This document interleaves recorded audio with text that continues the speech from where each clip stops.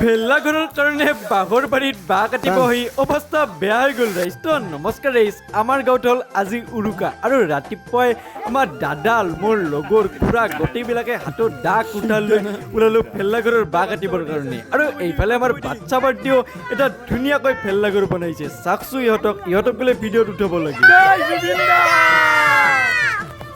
আৰু বাঁহ কাটিব আহি গ'লো আমি আফ্ৰিকাৰ বিখ্যাত জংঘলত। বাপৰে বম জংঘলৰ ভিতৰত আজি যিহেতু উৰুকা আৰু আমি মানে লাচিত বৰফুকনৰ দেশৰ মানুহ না, একেদিনে আমি গড় বান্ধি দিওঁ, মানে কি একেদিনে ভেলাঘৰ বান্ধি দিওঁ, ভুল হৈ গ'ল মোৰ।